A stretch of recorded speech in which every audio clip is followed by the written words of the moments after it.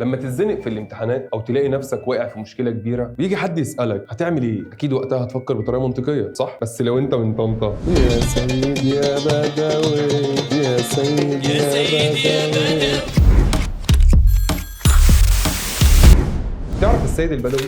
هو ده الاسم اللي كل طنطا تعرفه. الناس من كل مكان بتروح هناك تطلب البركه. بس تعالوا نفهم الحكايه دي بدات ازاي. الموضوع بيرجع لزمان بعيد جدا. في ناس كان لها تاثير كبير جدا في حياه الناس، مش ممثلين ولا بلوجر ولا تيك توكر، ناس بركه مش بس بكلامهم لكن بافعالهم. كانوا بيعملوا الخير ويساعدوا الغلابه ويخلوا حياتهم احسن. وقتها الناس كانت بتقول عليهم دي ناس بركه، مش بركه بمعنى ناس طيبين، لا، الناس وقتها صدقت ان البركه دي حاجه خارقه، يروحوا للشخص ده عشان ياخدوا بركه او حتى يطلبوا منه حل مشاكلهم. ولما الشخص ده حياته بتنتهي الناس كانت تقرر تخلد ذكراه ويدفنوه في مكان معين ويبنوا له مقام عشان يفضلوا فاكرينه. بس الموضوع ما وقفش هنا، المقام ده بدا يتطور، الناس بقت تيجي تزوره ويجيبوا شموع ويعلقوا حاجات ويطلبوا منه طلبات زي مقام السيد البدوي في طنطا. الناس كانت بتقول ان ده كان شيخ وبيساعد الكل، لكن لحد النهارده بيروحوا عشان ياخدوا بركه سيدنا. المقامات بقت كانها اسواق صغيره، ناس بتبيع سبح وناس بتبيع بخور، وتسمع واحده بتقول اشفي لابني يا سيد يا بدوي ده صيد. تصدق؟ هتصدق ان شاء الله. مش بس السيد البدوي اللي اتعمل له مقام، عندك في اسكندريه مثلا مقام المرسي ابو العباس، واحد من اشهر الاولياء، اصله من الاندلس، عاش حياته في مصر مليان حكمه وخير، وبعد ما حياته انتهت بقى مقامه مزار. يعني الفكره كلها بدات بتكريم بسيط لناس كانت فعلا كويس، لكن التكريم ده وسع من الناس شويه وللاسف بقى اكتر من مجرد ذكر. الناس لحد دلوقتي بتروح المقامات تطلب المساعده حتى لو كانوا عارفين ان الحل لازم يجي من ربنا. بصراحه يا ريت كانت مشاكلنا تتحل بخور وصحتين. بس انا عن نفسي هفضل افكر في حل مشاكلي عادي. وانت لو كنت في مشكله كبيره هتروح المقام تدعي ولا هتحاول تحلها بالعقل وتصلي لك ركعتين؟